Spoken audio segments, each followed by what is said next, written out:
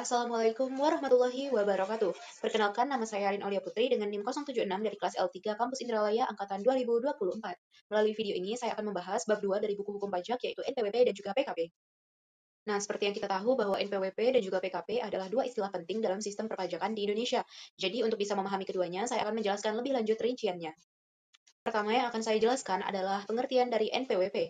Nomor pokok wajib pajak atau NPWP adalah nomor yang diberikan kepada wajib pajak sebagai sarana dalam administrasi perpajakan yang dipergunakan sebagai tanda pengenal diri atau identitas wajib pajak dalam melaksanakan hak dan kewajiban perpajakan seseorang. Di samping pengertian itu, tentunya NPWP memiliki fungsi tersendiri. Ada beberapa fungsi dari NPWP, yaitu yang pertama, sebagai tanda pengenal atau identitas wajib pajak karena setiap wajib pajak diterbitkan satu NPWP, lalu sebagai sarana korespondensi antara fiskus dengan wajib pajak, lalu sebagai sarana untuk membayar pajak yaitu NPWP dicantumkan dalam dokumen impor dan surat setoran pajak atau SSP ataupun e-billing, lalu sebagai pemotongan atau pemungutan pajak penghasilan, lalu sebagai pemungutan pajak pertambahan nilai dan sebagai alat untuk menjaga ketertiban dan dalam pembayaran pajak dan pengawasan administrasi perpajakan oleh fiskus terhadap wajib pajak. Selanjutnya, terdapat persyaratan di dalam ketentuan NPWP, di mana semua wajib pajak yang telah memenuhi persyaratan subjektif dan objektif sesuai dengan ketentuan peraturan perundang-undangan perpajakan berdasarkan sistem self-assessment, wajib mendaftarkan diri pada kantor Direktorat Jenderal Pajak untuk dicatat sebagai wajib pajak dan sekaligus untuk mendapatkan nomor pokok wajib pajak. Persyaratan pertama adalah persyaratan subjektif. Persyaratan subjektif adalah persyaratan yang sesuai dengan ketentuan mengenai subjek pajak dalam Undang-Undang Pajak Penghasilan tahun 1984 dan perubahannya yang terakhir adalah Undang-Undang Nomor 7 Tahun 2021 tentang harmonisasi peraturan perpajakan.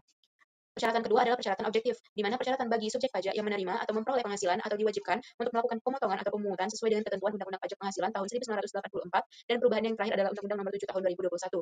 Nah, untuk nomor pokok wajib pajak bagi wajib pajak orang pribadi yang merupakan penduduk Indonesia akan menggunakan nomor induk kependudukan.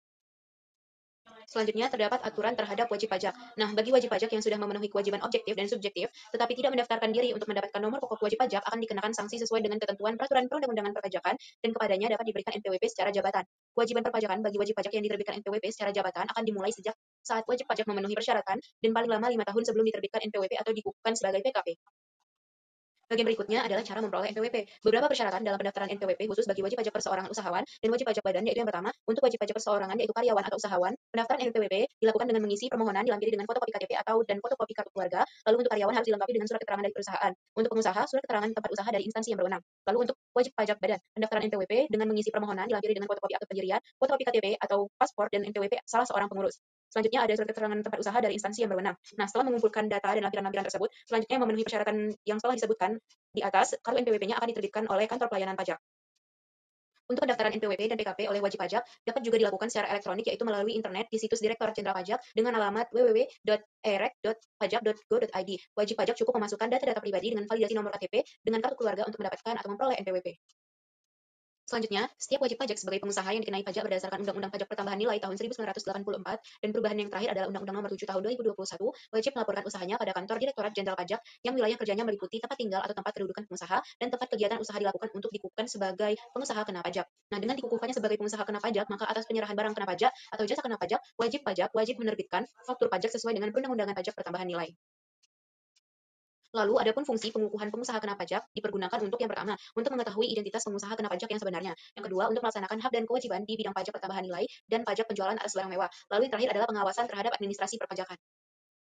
Selanjutnya, dalam pemberian NPWP dan NPWPKP secara jabatan, kewajiban perpajakan bagi wajib pajak yang diterbitkan nomor pokok wajib pajak dan atau yang dikukuhkan sebagai pengusaha kena pajak secara jabatan, sebagaimana dimaksud pada pasal 2 ayat 4 Undang-Undang Nomor 7 Tahun 2021 tentang perubahan atas Undang-Undang Nomor 6 Tahun 1983 tentang ketentuan umum dan tata cara perpajakan dimulai sejak saat wajib pajak memenuhi persyaratan subjektif dan objektif sesuai dengan ketentuan peraturan perundang-undangan perpajakan, paling lama 5 tahun sebelum diterbitkannya nomor pokok wajib pajak dan atau dikukuhkannya sebagai pengusaha kena pajak.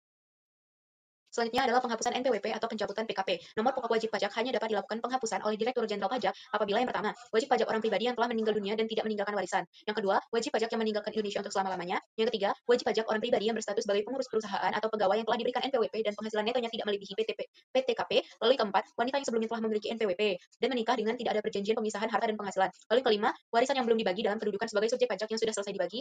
Yang keenam, wajib pajak cabang yang tidak melakukan kegiatan usaha lagi atau ditutup. Yang ketujuh, wajib pajak badan dilikuidasi karena penghentian atau penggabungan usaha. Yang kedelapan, wajib pajak bentuk usaha tetap menghentikan kegiatan usahanya di Indonesia atau instansi pemerintah yang sudah tidak memenuhi persyaratan sebagai pemotong atau pemungut pajak. Dan yang terakhir, wajib pajak yang memiliki lebih dari satu NPWP tidak termasuk NPWP cabang.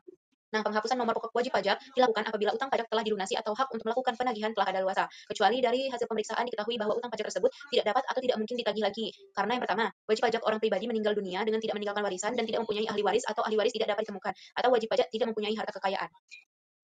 Selanjutnya adalah saat hapusnya NPWP dan atau NPPKB. Sesuai dengan Peraturan Dirjen Pajak Nomor 4/PJ/2020 bahwa Direktur Jenderal Pajak setelah melakukan pemeriksaan harus memberikan keputusan atas permohonan penghapusan nomor pokok wajib pajak dalam jangka waktu 6 bulan untuk wajib pajak orang pribadi dan atau 12 bulan untuk wajib pajak badan yang terhitung sejak tanggal permohonan wajib pajak diterima secara lengkap. Nah, akan tetapi, jika jangka waktu telah lewat dan Direktur Jenderal Pajak tidak memberikan suatu keputusan, maka permohonan penghapusan nomor pokok wajib pajak dianggap dikabulkan. Penghapusan nomor pokok wajib pajak hanya ditujukan untuk kepentingan tata usaha perpajakan dan tidak menghilangkan kewajiban perpajakan yang harus dilakukan wajib pajak dan atau pengusaha kena pajak yang bersangkutan. Artinya, jika ada indikasi utang pajak yang belum dibayar, maka dapat ditagih walaupun NPWP-nya sudah dicabut. Baiklah, sekian penjelasan dari saya. Terima kasih atas atensinya. Mohon maaf jika terdapat kekeliruan. Saya tutup dengan mengucap wassalamualaikum warahmatullahi wabarakatuh.